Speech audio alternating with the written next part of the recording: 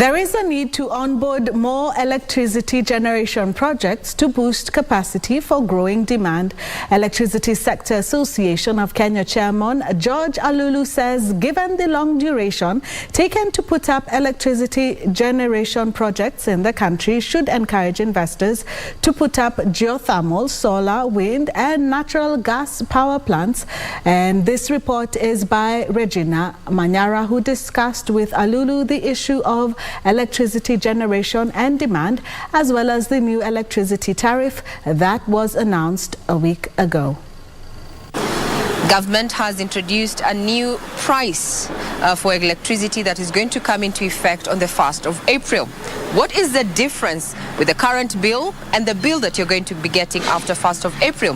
How did we get here? And that is our conversation tonight, and taking us through this conversation is none other than the chairperson of the Electricity Sector Associations of Kenya, that is George Alulu. Welcome. Thank you, sir, for your time. Thank you. So what is the difference between the current bill and the new one that is coming into effect come April? Thank you. So I think first is to understand that there's a process of setting the tariffs for power, and this process is iterative. Every about 3 years they have to review what are the new costs, what are the generation costs, transmission costs, distribution costs, and any other sector-wide requirements for revenue to support the sector, and then also how the performance of the utility is.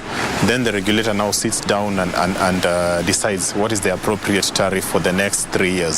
And this is the process that has happened in the last few weeks, culminating in this tariff that we'll see on the 1st of April. So effectively, according to what is gazetted, there'll be a percentage increase in the cost of power based on the, as I said, the expenses that are projected for the sector for the coming 3 years. And basically, this is what will happen. Yeah. Now, the last time we had a price review was in 2018. Yes. However, we've had now a price review in 2022. What informed the delay or the lag in between? The process and the law, the way we operate on the power sector, it's supposed to be every 3 years. So latest by 2021, we should have had a new tariff review process. But I think as we Kenyans know, in the previous government, there was even a decision to actually reduce the cost by 15% at a certain point. And there was a clamor to not see any changes in the cost of power. So what we are seeing now is what should have happened maybe in 2021. Question is, consumers are worried that come April, they'll have to dig deeper into their pockets to buy this essential commodity. Yeah. And the questions have been, all these levies that we see when we get the electricity bill, why are they there? Yeah. Let's take us through the electricity bill. Yeah. Why is it necessary to pay warma? That's for water. So the tariff has two parts. There's the generation cost, and then there's the other costs. And other costs include transmission, distribution, and the levies that you are referring to. So there's money we collect through the tariff. So first, KPLC collects all these monies in the tariff for the entire sector. So the money that they collect supports not only KPLC, but the generators, that's KenGen and the IPPs, and then also the transmission company, the other state agencies related to energy. They also get money from there. And then we have the specific ones that are supported directly at the tariff, like you mentioned, the Water Resources Authority, formerly WARMA. So the WARMA levy is a recognition that we generate a lot of our power using hydro, and therefore there's some kind of charge to support WARMA in regulating the availability of water for these hydro plants. And that's where the WARMA levy comes from. Then, of course, there's VAT, 16%, which is taxes. That is normal tax collection by the government. Then you also have other adjustments related to fuel costs, related to forex, and these are based on the fuel cost. It's what we call a pass-through cost. So take, for example, you hire a car. When you hire a car, you have a payment that you make every day, 15,000, 10,000, depending on the car. And then when you have to drive this car, you still go to your pocket and put fuel in the car. So and the thermal plants work that way. We have basically provided a power plant to KPLC, more or less, on hire for 20 years. And any time it is run, then we have to put fuel. And that fuel is passed straight to the customer. It's called a pass-through cost. It's not a profit item for the thermal plant. Of the thermal. Thank you for bringing up that issue on, the thermal power and its contribution to the energy mix. Currently, it contributes around 13.2% of our energy mix, and it is quite expensive given also the cost, the dollar of fuel and such. But then the question is, in as much as we have a generated capacity when it comes to geothermal, or rather clean energy, of around 10,000 megawatts, we are only utilizing around 700 of it. Why are we having this delay to onboard clean energy into our energy mix? Well, I wouldn't as such call it a delay. It's just the process. You have to forecast for demand. Electricity is one of those commodities that is very unique. You produce it now and you consume it now in split seconds. Like the light we are using right now has been produced less than a second ago. So we don't as yet have a very efficient way of storing electricity. So you have to make sure that your demand and your supply are always balancing. So yes, we have a potential of 10 gigawatt, maybe more in geothermal, but we can't just build 10 gigawatt without knowing where is the 10 gigawatt demand coming from. Because today the peak demand, the highest amount of demand that we get out of the Kenyan grid at night is something like 2,100 megawatt, and the installed capacity is like 3,100. So you see, we still have work to do on the demand side, because if you do overbuild on generation, somebody has to pay for that when it's not utilized, and it can make power expensive. So the plan has to always balance demand and supply, and we will progressively continue to deploy more. So we are basically on a wait and see when it comes to demand and supply. But one would argue government is working on encouraging Kenyans to utilize more power during off-peak. Yes. Because as you've said, we had idle power of around 1,500 megawatts of power. Now they're introducing the e-mobility process to take up that. But then also on the other hand, manufacturers are saying that the quality of power in terms of its availability, its the quality of power is something that they're grappling with. That sounds like a misnomer. Yes, it is, and I think it's a very good recognition from your part that there's two parts to this debate. There's the demand, supply, and then there's the quality of the supply itself. And as an association, the Electricity Sector Association of Kenya represents both the independent power producers and also the private investors in what we call captive plants. So like the people doing solar on the rooftop of shopping malls, on an industry, and those guys are actually motivated by the quality of supply, because the manufacturers are complaining around the voltage quality, the cost also, and just reliability of supply, that it will be there. KPLC has done so much work to ensure that their network is better and better, gets better every time, but still there's some gaps, and that's why manufacturers are complaining, and you're seeing a trend where they're installing more of these captive plants, which is fine, honestly. It's not really a problem.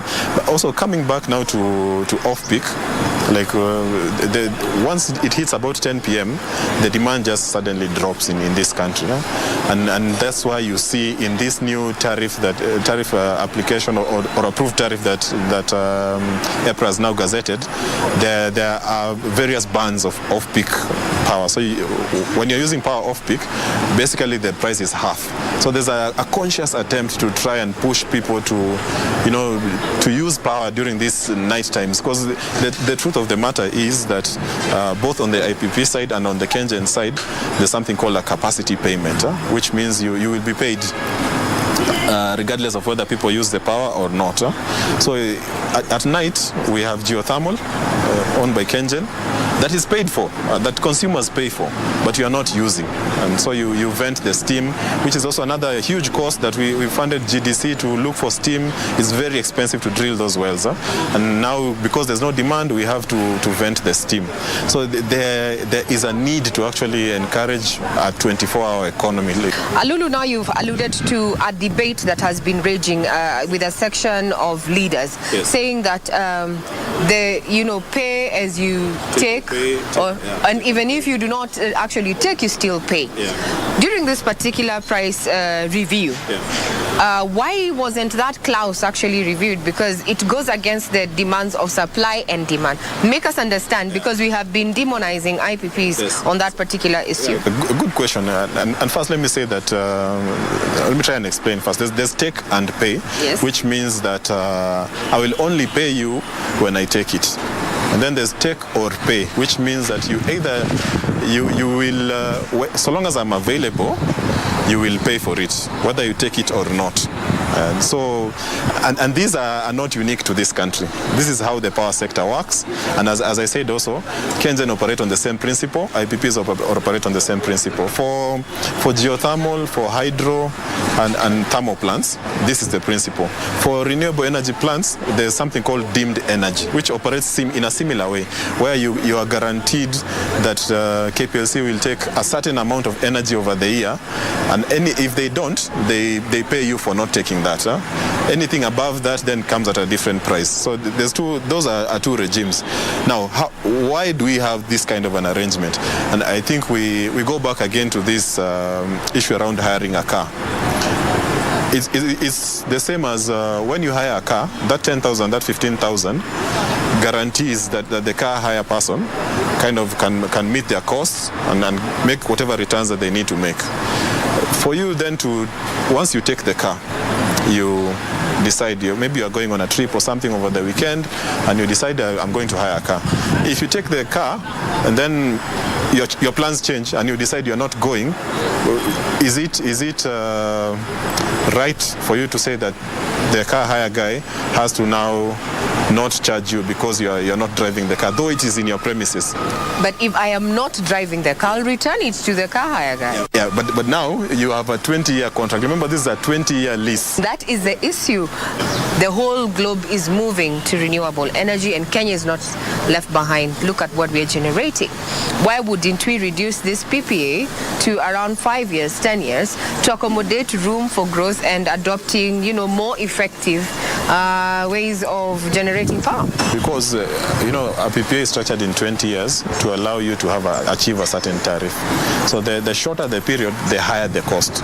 Like if you are to reduce it by half, it's like you're doubling the cost. So you see, it's more efficient to spread it over a long period. And actually, that's part of the reason why you find that KenGen plants produce power cheaper than the IPPs, because KenGen would have plants that maybe are running for 30 years. Maybe now their oldest one, I think, is 99 years older. How many IPPs are supplying government with power? There's 5 big thermal plants. Then there's 4 solars, 2 wind plants, and multiple smaller mini hydro plants. So an IPP, even let's say a sugar factory like Mumias, that's an IPP, because there's many. It's not one. Yeah. What if we widened the scope to have more IPPs come in if indeed there is this high demand for power? Would it change on the costs, of power? Yes, it would, but the issue here is how we procure them. So we have to now embrace a competitive process. I think we had a process called the feed-in tariff that has a cost that is already declared, and then you just come and build your plant based on that cost.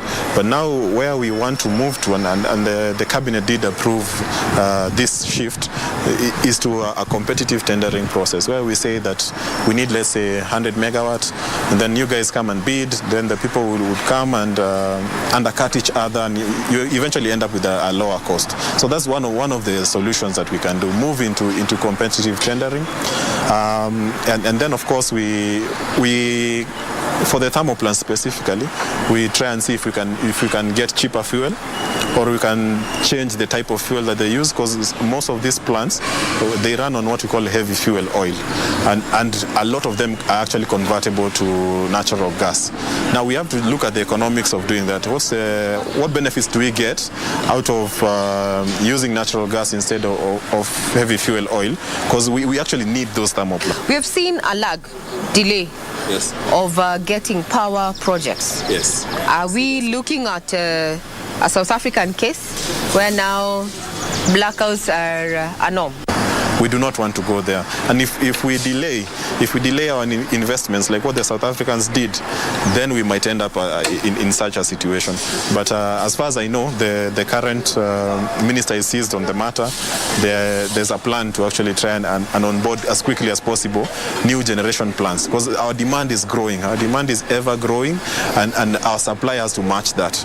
And when we have shocks, like when you have a drought, which kind of reduces your hydros, or there's a very huge increase in the cost of fuel, those things really affect us. That's why we need more plants to be able to cushion ourselves from all these things that happen in the market. From where you sit, do you think EPRA is effectively playing its role as a regulator? Being a regulator is not a very easy job. You have to balance between affordability, availability, sustainability. So while I'm sitting as a customer, I want the cheapest cost possible. But then will the cheapest cost or the cheapest payment enable the suppliers to actually supply the power, or the distributor to distribute power to you? So then that's sustainable. And as a regulator, they have had to make all these compromises, because you can't please everyone. You have to find a middle ground where the system works and everybody kind of, you maximize what we call the social benefit for everyone, the producers, consumers, and the government, and whatever agendas the government has. And for the most part, I believe EPRA does that. What have been your primary concerns as IPPs in this particular value chain? No, for us, the main one is around the time it takes to onboard a power plant. I mean, Turkana, for example, took them 8 years. 8 years from idea conception to the day they finally built and finished. And it's not because they are slow. It's because historically there has been a lot of red tape around the licensing. And there are other players who have probably spent 8, 10, 12 years, and to date they are not yet built. So that kind of builds on the cost of doing business for these people who are investing in power, which eventually will translate to a request for a higher tariff. So if we can streamline the process of onboarding new power plants, we would really do a lot to improve on the cost of power. Now, from a manufacturer who will be watching tonight, should they expect better quality service when it comes to matters of power once the new tariffs kick in? There's a trajectory, a reduction trajectory that has been set for KPLC. And I think it's upon KPLC then to adhere to this, to ensure that they're delivering the best quality of power to the consumer, they're reducing losses as much as possible. And overall, when that is achieved, then the complaints won't be as much. Because if you have good power, and if you are not losing as much power as we are losing today, then again the cost will reduce, because they are recovering more, and they are able then to spread the burden of all the charges over more customers. Give us some hope at the end of the day, if at all there is hope to give, when it comes to, the cost of power. What is in there for Wanjiko? I mean, there's different kinds of Wanjikos. First, I appreciate that. We're talking about the small household, the basic. And I think as Kenyans, what we also need to appreciate with the tariffs is that there was an attempt. You remember there was the lifeline. There's this thing called the lifeline tariffs, which are basically meant for social support, to support the least fortunate in society to be able to access electricity. And it used to be like from 0 to 100 kilowatt. Now they've pushed it down to 30, because there was a realization that there are many people who are on the lifeline tariff while they are actually not lifeline kind of people. They can afford. So there was a rebasing, and you find that between 0 and 30, you have something like 6 million customers. Of the about 9 million customers, 6 million are between 0 and 30, and those ones we need to protect, and that's why the increase is not as steep. But then between 30 and 100, actually 31 and 100, there you have about 1.5 million. And the feeling was that these people are actually kind of placed in the wrong pot. They should help us to kind of collect revenue to pay for the entire cost, while also subsidizing the 0 to 30. Overall, the price will go down, but you won't experience it in 1 month. It's something that we have to be conscious that it might take us 2-3 years to actually see a proper reduction of that price. A majority of Kenyans are not receiving that use with open arms, and you know why, where the economy is. So now let's look long term. Beyond 3 years, what can we do to ensure good quality quality power that is reliable and affordable? For competitive procurement of generation, we need to invest in transmission. Like we need to invest in the lines that would allow for, and the investment is already ongoing, but yeah, Western Kenya, we need good lines, good capacity lines to move from Olkaria to Western Kenya and to the coast. We finish the substations, whether it's Mariakani or whether it's the line from Olkaria going down to Narok back to Kisumu sides, or the one going through Lesos back to Kisumu. We finish our lines, we get cheaper power plants, and we also then open up the market a bit more. So we introduce competition at retail that allows, let's say, concessioning. In my view, and this is my view, we have regions in the country where we can have either a devolved KPLC or private parties that would want to invest in the business of distribution and retail that will be allowed to compete. We need also to intensify our connections with the Ethiopians, with Tanzania, with Uganda. So we are able to trade in our surpluses. Whenever there's, let's say, a lot of hydro in Ethiopia and we are suffering in Kenya, we can call on the Ethiopian power and probably run our thermals less. So the more interconnected we are, the more we are able to actually manage our costs and also our risks of supply. And of course, also at consumer level, yeah, just also manage the use of your power. Whatever you can avoid doing during that peak period between let's say 7 and 10:30, 11. Do it later, like ironing. You can iron at midnight. It's good for the system. Are we looking at an era of more captive sources of power? I think yes, there will be more captive sources of power. And as the association, as I said, we do represent captive power producers. We estimate the market today to be at about 400 megawatts, which is maybe like a tenth of what the installed capacity on the grid is. For sure, any commercial establishment will still want to have the grid, because the grid gives you some kind of backup capabilities, so that when your system has any challenges, you can always pull from the grid.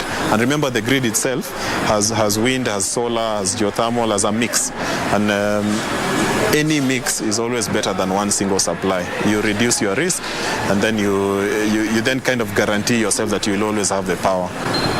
Well, there you have it. If your household spends beyond 31 units to 100, well then, not so good news. The electricity costs are bound to go up as the new prices kick in on the 1st of April. I'm Regina Manyara. We have been talking to none other than the chairperson of the Electricity Sector Association of Kenya, George Alulu. I'm Regina Manyara. As I said, have a pleasant evening ahead.